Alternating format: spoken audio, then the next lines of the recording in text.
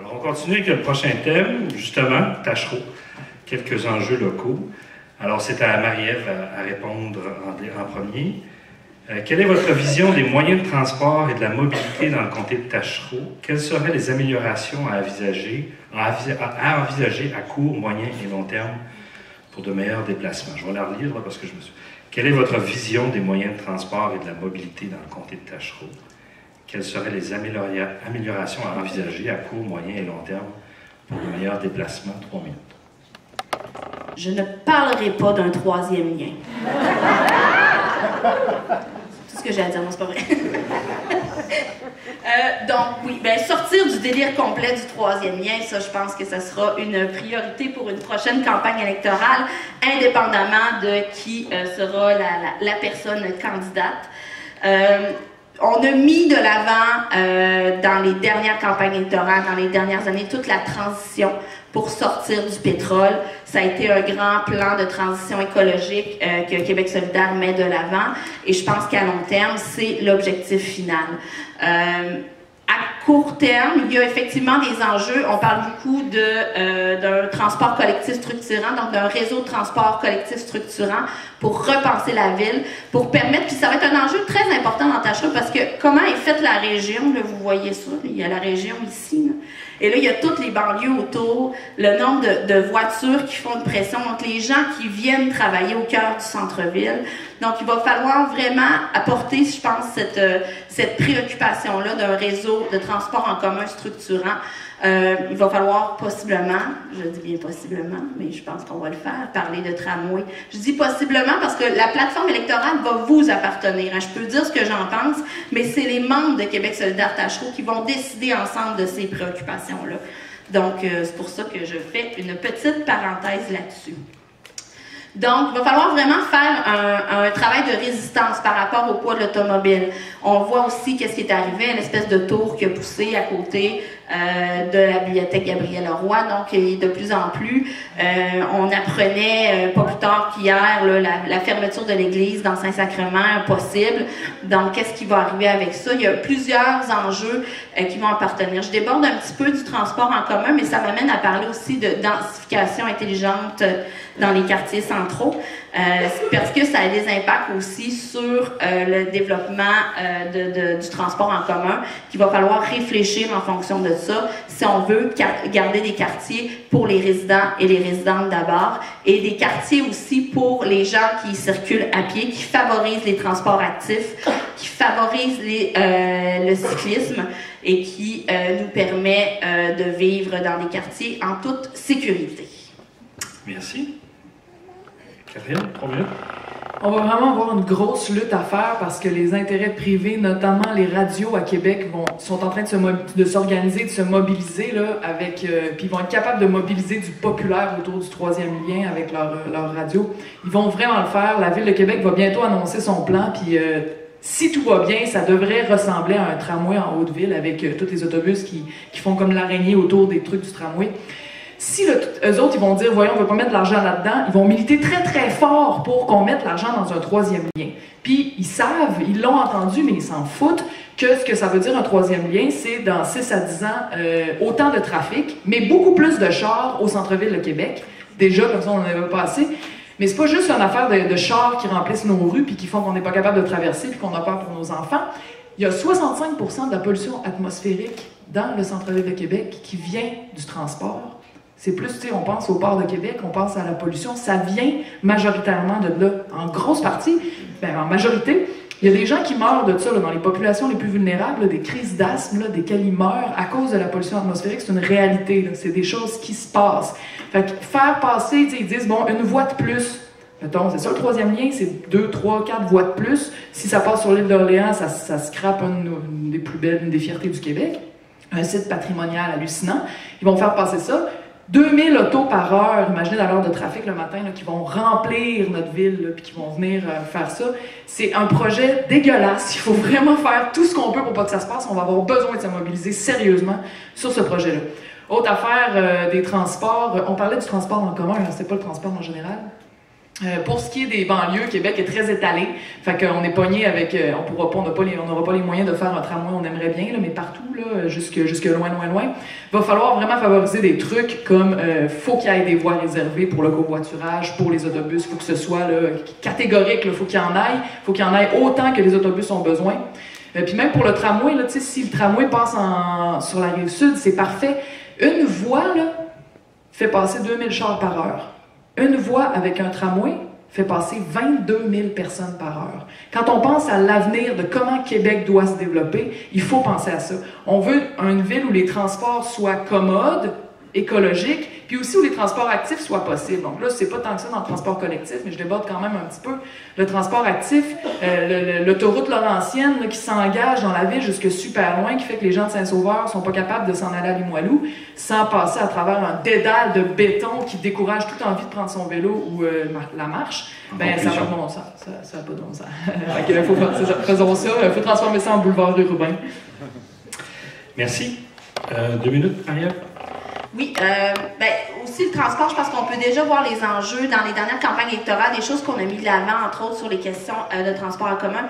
Là, j'ai une petite pensée particulière pour les gens de Saint-Sauveur, qui militent ardemment pour un meilleur desservissement. C'est-tu un mot, ça, desservissement? Desserte. Cette affaire-là. Une meilleure desserte des transports en commun pour le quartier Saint-Sauveur, surtout pour la partie ouest. Donc, ça fait longtemps que ça dure et tout ça. Donc, nous, je pense qu'il y a eu quelques améliorations quand même dans les dernières années, mais ça reste quand même à peaufiner. L'ensemble du transport en commun, dans le fond, si on veut que les gens changent leurs habitudes, il faut que ce soit facile, il faut que ce soit accessible, il faut que ce soit gratuit.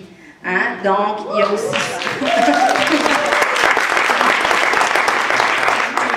Donc, il y a aussi cet enjeu-là qu'il faut mettre de l'avant. C'est une question, oui, de réseau de transport, oui, il y a des enjeux écologiques, il y a aussi des enjeux de justice sociale dans l'accès au transport en commun.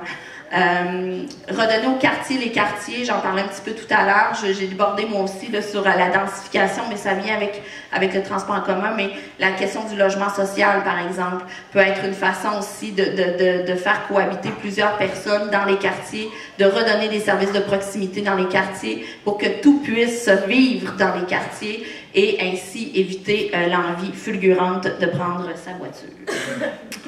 Merci. 2 minutes, Catherine? Oui, je fais du pouce sur ce que dit Marie-Ève. Le gouvernement du Québec dit qu'il veut faire une transition énergétique qui, à terme, va faire de nous un bien meilleur pays du point de vue écologique, mais il y a toutes sortes d'absurdités qui demeurent là-dedans. Pourquoi on obsède sur l'utilisateur payeur de l'autobus et du transport, même interurbain? C'est dans le programme de QS de faire un transport interurbain nationalisé qui, à terme, serait électrique. Donc, pourquoi on obsède sur... le gouvernement, en ce moment, obsède sur l'utilisateur payeur pour l'autobus, mais les routes, il n'y a pas de péage, les routes, c'est gratuit. Les routes, on paye pour ça, là, tout le monde paye pour ça. Pourquoi les routes, c'est gratuit alors qu'on sait que ça pollue, qu'on veut sortir de l'automobile, qu'on doit absolument changer de cap puis aller vers le transport collectif et écologique? Pourquoi on dit ça, c'est gratuit, puis on paye pour le transport collectif, alors que d'un point de vue écologique, c'est beaucoup mieux et de loin. Puis aussi d'un point de vue d'urbanisme, comme je disais tantôt. Il y a aussi l'histoire que le gouvernement du Québec paye à 100% pour le réseau routier dans les villes. C'est lui qui finance ça. Mais pour un truc de transport collectif comme un tramway, il va payer à quoi? Maximum 50%. Pourquoi? C'est pas ça une transition énergétique, là. C'est l'inverse qui doit arriver. Ou si soit tu payes pour tout, mais en tout cas, si tu favorises tu favorises clairement le transport collectif. Fait que comme gouvernement provincial jusqu'à nouvel ordre, il faut absolument repenser ça de façon à ce que tous les incitatifs, mais le poids des incitatifs du gouvernement du Québec pèse sur le transport collectif pour sortir du char. C'est comme les écologistes qui disent, dans l'urbanisme, qui sont un beau mouvement en ce moment à l'international, puis qui disent, si tu construis une ville autour du char puis du trafic, tu vas avoir du char puis du trafic. Si tu construis une ville pour des gens puis des places où il fait bon vivre, tu vas avoir des villes avec des gens et des places où il fait bon vivre. Merci.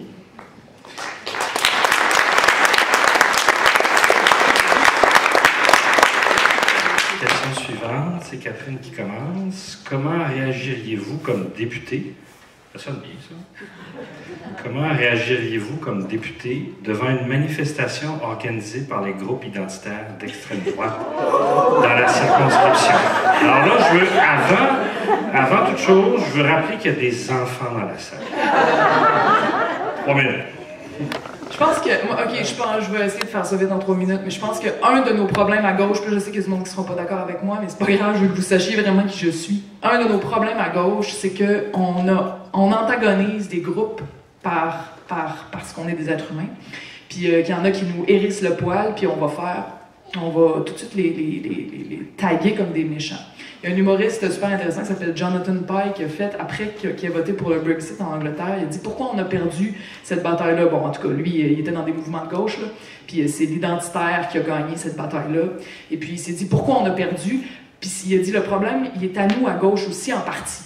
Quand quelqu'un parle puis qu'à la moitié de sa phrase on dit t'es sexiste, t'es raciste, t'es un asti capitaliste, tu le perds. Et c'est ces gens-là qui sont pas avec nous. Donc, pour grossir le mouvement, c'est aussi à ces gens-là qu'il faut penser. Faut pas édulcorer notre discours, faut pas édulcorer notre pensée.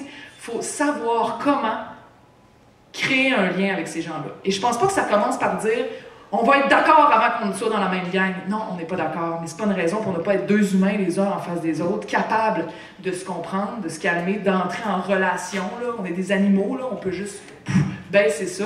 Puis eux sont aussi bien crinqués. Les identitaires de droite au Québec sont déjà crinqués, comme les gens d'une certaine gauche dont je viens de vous parler.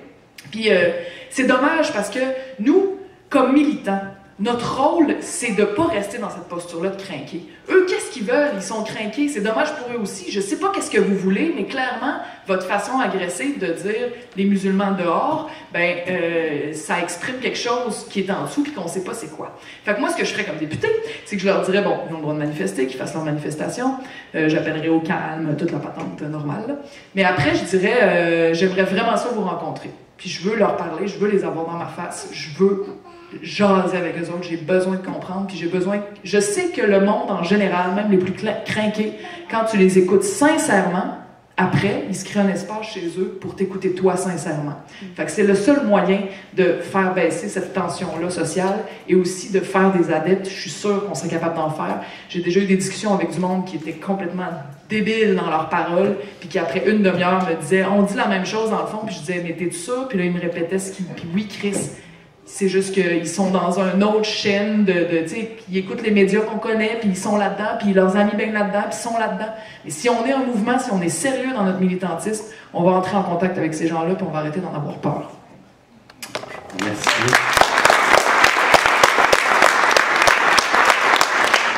Trois minutes, Maria. Peux-tu me relire la question, juste pour essayer dans le bon contexte? Comment réagiriez-vous comme député devant une manifestation organisée par les groupes identitaires d'extrême droite dans la circonscription? 3 minutes. Je suis d'accord avec une partie de ce que Catherine a dit, dans le sens où il faut différencier certains propos qui nécessitent, selon moi, beaucoup plus de l'éducation populaire et des campagnes de sensibilisation et de compréhension. Dans le cadre, par exemple, d'une manifestation d'un groupe d'extrême droite identitaire, là, il y a des enjeux, selon moi, de sécurité qui se posent, des enjeux de sécurité. Quand je disais tout à l'heure que Québec solidaire avait un parti pris, moi, je pense que c'est clair, j'ose croire que Québec solidaire a un parti pris pour les personnes immigrantes et racisées, qui ont une voix minoritaire dans notre société, et c'est ce qu'on va aller défendre. Ça ne sera pas une situation évidente, mais je pense que si on veut que toutes les personnes se sentent à leur place au Québec, il va falloir parfois faire des choix un peu déchirants, parfois, et cette situation-là est probablement un exemple. Quoique, en tout cas, ça dépend du niveau de déchirement qu'on peut avoir. Il y a des enjeux là-dedans très complexes. En même temps, j'ai envie de prendre le parti des personnes immigrantes et racisées dans ce débat-là. j'ai envie de dire, puis je pense que ça avait déjà été fait, là. Québec solidaire a déjà sorti pour dénoncer les montées de l'extrême droite. Je pense qu'il va falloir rappeler notre discours. Donc, si on est un parti de gauche, il faut s'assumer et de dire que ces discours-là n'ont pas leur place à Québec, n'ont pas leur place dans Tachereau, et qu'il s'agit d'une question de justice pour tous et toutes, et qu'il s'agit d'une question de sécurité. Parce que oui, effectivement, on peut vouloir discuter. Puis encore là, je fais le départage entre des personnes qui ont entendu des affaires, qui répètent des fois des choses pas de la même façon et qu'il faut continuer à parler, à discuter avec ces personnes-là. Mais pour des gens qui disent s'identifier à l'extrême droite, identitaire, et de dire « retourne chez toi, tu n'es pas chez vous ici », nous avons le devoir de réagir.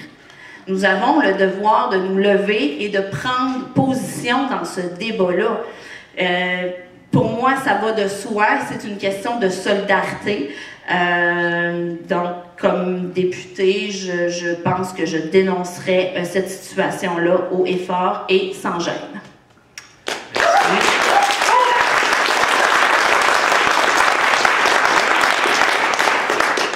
Merci.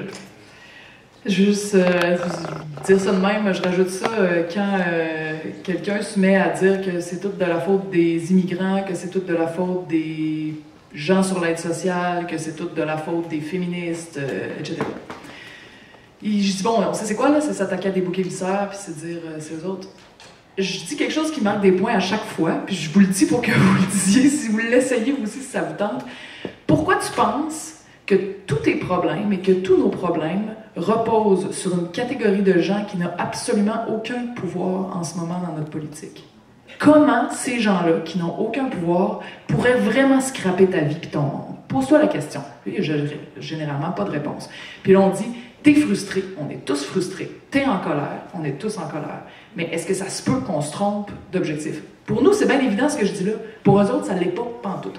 Fait que, après, quand on se met à parler des paradis fiscaux, quand on se met à parler du monde qui sont bien plus sur l'aide sociale que des gens démunis qui essayent de s'en sortir ou qui essayent de ramancher les deux bouts avec pas assez de prestations, ça, c'est de l'aide sociale monstrueuse que de donner par le service de la dette à des gens qui sont des ultra-riches, de l'argent, des redevances à chaque année pour leur permettre de faire grossir leurs chiffres sur leur ordinateur et dans leur compte de banque, alors qu'ils n'en ont absolument aucun besoin.